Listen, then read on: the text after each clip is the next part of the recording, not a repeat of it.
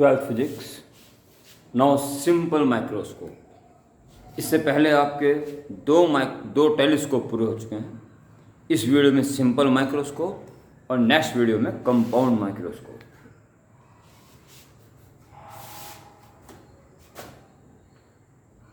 Main heading के नीचे वही ये क्या चीज़ है बताने की जरूरत नहीं है।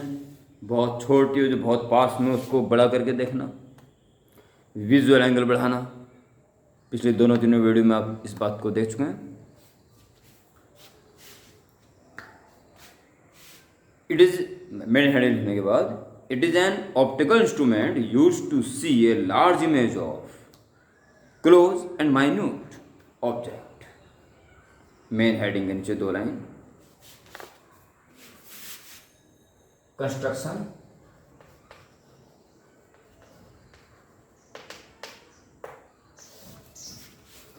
प्यारे बच्चों, ये केवल एक कॉन्वेक्स लेंस है, इससे ज़्यादा कुछ नहीं है।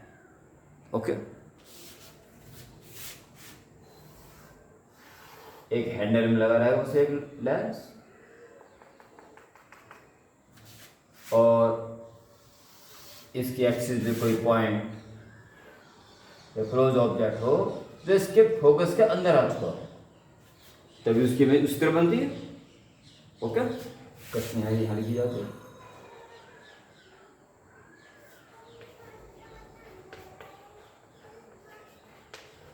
कंस्ट्रक्शन और ए बी डायग्राम ये बनाता हूँ पूरा जो फॉर्मेशन ऑफ इमेज में लिखना है उसके बारे में।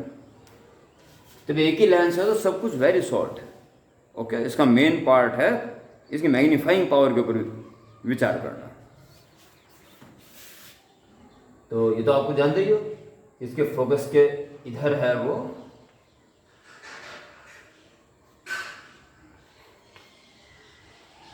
तो इसकी इमेज इस तरह बनी। ऑप्टिकल सेंटर से जाना और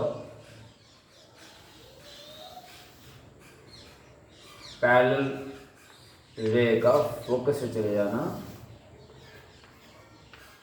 no real image is form, there pairs come from this A dash B dash and reach to I। Diagram तो कंप्लीट बनाना है इसमें। और कंस्ट्रक्शन में क्या लिखोगे? It consist a small aperture and small focal length या a lens, a convex lens of small focal length and small aperture is covered in a stand। Okay, और उसमें कुछ नहीं लिखा है, एक एक्रोमेटिक ऑर्डर देना बस। ठीक है, achromatic lens, small aperture, small focal length और एक हैंडल में ये क्लोज रहेगा, बस इतना लिखना है। कंस्ट्रक्शन में डायग्राम पूरा बनाना। एडजस्टमेंट में object which has to be seen by this microscope should placed between optical center and focus of that lens। जानते ये होना चाहिए। फॉर्मेशन ऑफ इमेज, उसमें दो लाइन लिखनी है मात्र।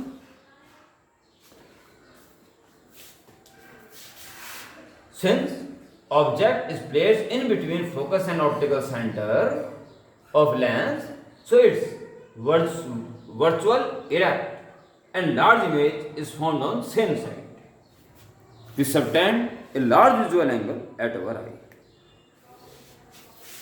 और सबसे अंत में मैग्नीफाइंग पावर। इसमें ध्यान दीजिए, दो तीन लाइन की बातें थी अब तक। Magnifying power,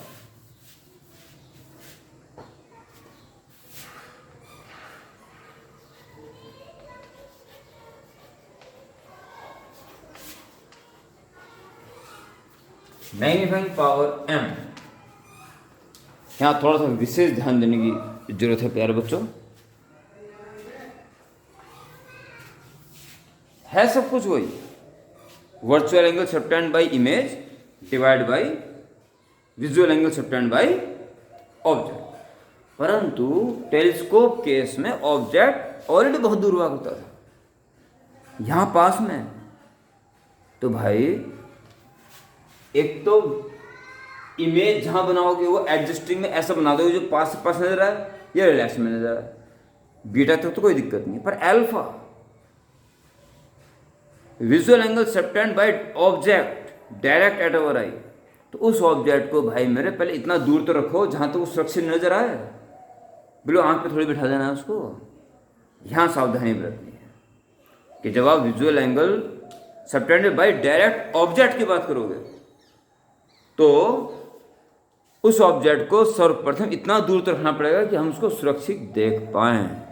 it's very important. सो ध्यान देना, इस हेडिंग में जब एम की वैल्यू लिखोगे तो क्या लिखना है इसमें, लंबा सा कौन यहाँ, ठीक है। Visual angle subtended bye image, एक इमेज है तो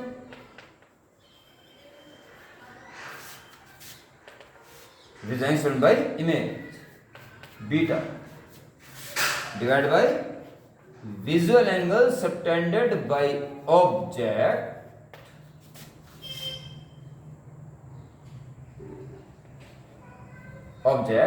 when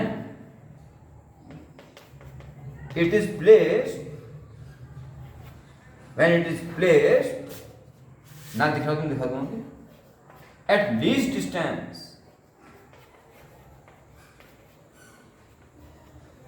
और डिस्टिंक्ट विजन एल्फा। देख लो, दिख रहा होगा शायद, हाँ पूरा दिख रहा है, ये बड़ी अच्छी बात है। Visual angle subtended bye image beta, it's okay. Visual angle subtended by object when it is placed at least distance of distinct vision. The least distance एक हेल्दी पर्सन के लिए होती है 25 सेंटीमीटर, बाकी कम ज़्यादा हो सकती है। तो इसे हम 25 नहीं लेते हैं, हमेशा कैपिटल डी से यूज कर लेते हैं, जिसकी वैल्यू 25 सेंटीमीटर होती है फॉर हेल्दी पर्सन। सो आगे बढ़ाएंगे। m इज इक्वल टू मतलब approximately equal to tan beta upon tan alpha. tan beta ये रहा, ये ठीक है, और जो ये बना रहा वो ये बना रहा ऑब्जेक्ट, वो यही बहुत पास में है बस। तो A B upon O A B upon O divided by tan alpha. तो tan अल्फा के लिए आप इसी मोड पे एक डायग्राम बनाएंगे, यहां बना देना।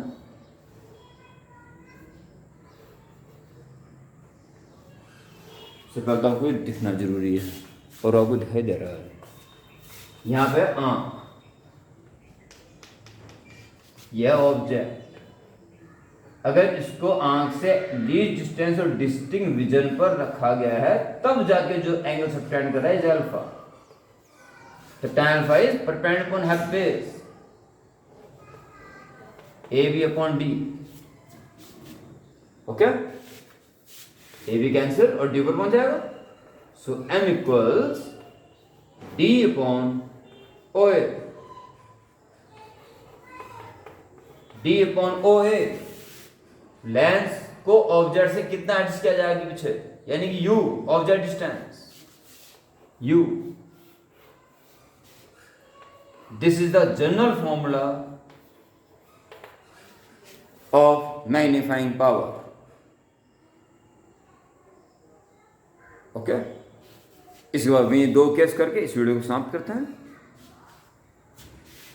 तो आपके पास आ गया general formula m is equal to D upon you.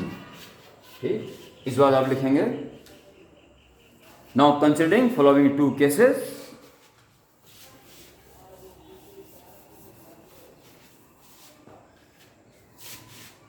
Case 1, when final image is formed at least distance of distinct vision,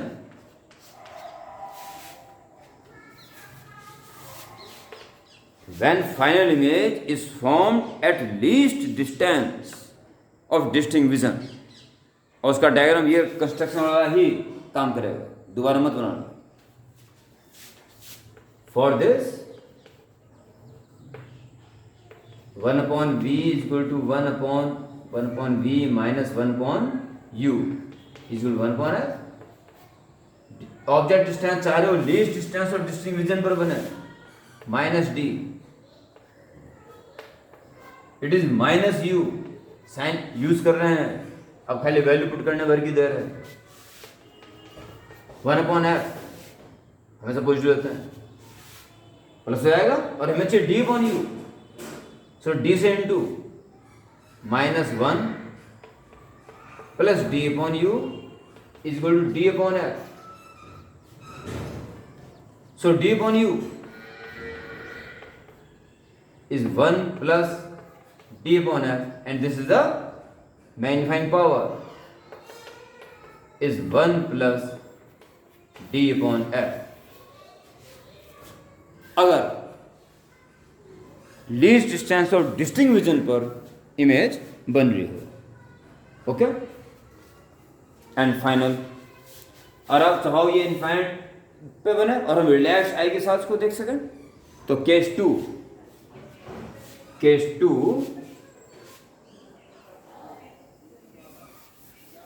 और डायग्राम बनाएगा इसके लिए फिर दोबारा। Case two, when final image is formed at infinity, और bracket में for relaxed eye. For this, तो क्या चाहोगे इसके लिए आप, ये जो ऑब्जेक्ट है ए बी, वो इसके फोकस पे भी रखा हो तो फ्रेंड बनती है, यानी ऑब्जेक्ट डिस्टेंस फोकल लेंथ के इक्वल हो। For this U should be equal to focal length, then magnifying power becomes D upon U की जाएगा एफ, बस। और उसका ray diagram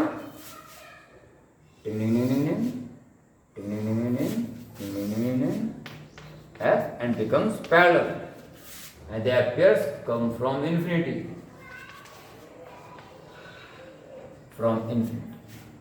reach to our eye,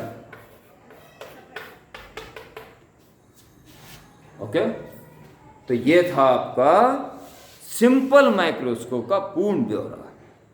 इसके साथ साथ ही आप कंपाउंड माइक्रोस्कोप की हेडिंग डाल के अगली वीडियो की प्रतीक्षा कीजिए।